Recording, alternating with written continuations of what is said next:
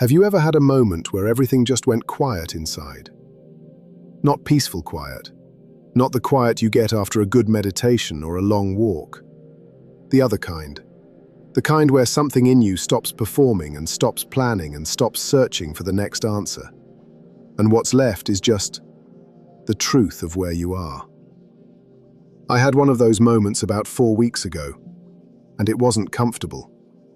What came through was disappointment, clear and honest and completely mine. Disappointment in the patterns I kept repeating, in the gap between who I knew I was and how I'd actually been showing up.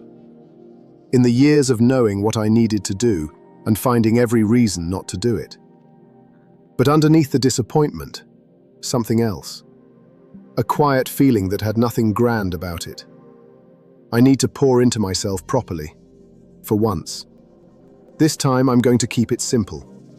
Make a pact with myself to commit to me the way I've always been able to commit to someone else. A walk every day and better food so I can be healthier and raise my vibration. EFT daily so I can finally start releasing the unconscious patterns that have been running automatically for years. That's it. Start there. No 10-step plan. No complete life overhaul. No dramatic reinvention. Just what I actually needed. Something in me stopped negotiating with old fears.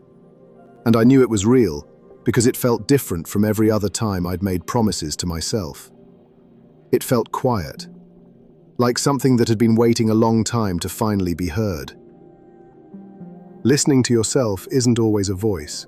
It's not always a clear instruction that arrives fully formed and tells you exactly what to do. Sometimes it's a feeling in your body before your mind has caught up. A tightening in the chest when something isn't right. A lightness when something is. The sinking feeling when a certain name appears on your phone. The quiet nudge that says, "Nah, go today." The dream that wakes you up and leaves you sitting in the dark wondering what it meant. All of that is listening. All of that is your inner world trying to get a message through. The problem is, most of us have been trained to look outward for answers. To the gurus, the books, the podcasts, the YouTube videos at 2 in the morning when you can't sleep and you're looking for someone to tell you what to do. There's nothing wrong with any of that. But somewhere in all that searching, your own voice gets drowned out. And it's not just your personal voice that suffers. Your creative voice does too. The thing that was trying to speak through you all along. The ideas, the stories, the expression that is uniquely yours. That gets buried under everyone else's noise. And the longer it gets drowned out, the harder it becomes to trust it when it finally does surface.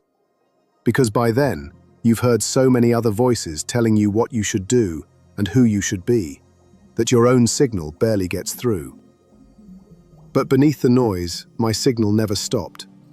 I've always known what I needed to do. That's the part that's hardest to sit with. The answers were never really hidden. They just required things that felt too hard. Letting go of certain patterns, facing certain truths, changing habits that had been my companions through some of the darkest chapters of my life. And so I kept searching, kept consuming, kept looking for a different answer than the one I already had. Kept hoping that somewhere in the next book or the next video or the next conversation, someone would give me a version of the truth that was easier to act on. But the voice was always there, patient, waiting for me to be still enough to hear it, and ready for me to be brave enough to act on it. 4 weeks ago, finally, something in me was ready. Not because I'd found a new answer, because I'd finally stopped running from the one I already had. So what does acting on what you hear actually look like? For me right now, it looks like this.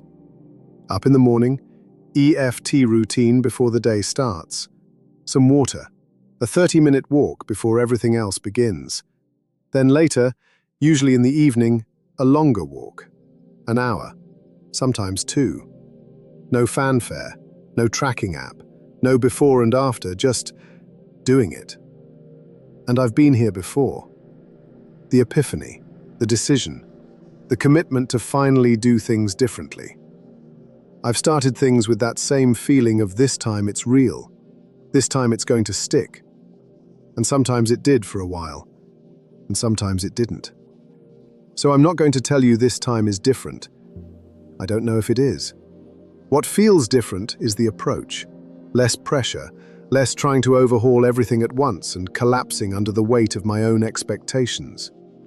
Just start small. Commit to something simple. Come at it from a place of actually caring about myself, rather than trying to fix myself. And see what happens from there. Because maybe that's what listening to yourself actually leads to. Not a perfect plan, not a guaranteed outcome. Just a gentler way of trying. One that comes from love rather than pressure. And that feels like something worth holding on to. When do you tend to hear yourself most clearly? And what does acting on it actually look like for you?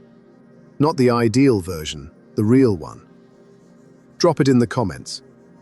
Next episode, we're going to talk about boundaries. Not the rigid kind, not the kind that requires a difficult conversation and a rehearsed speech.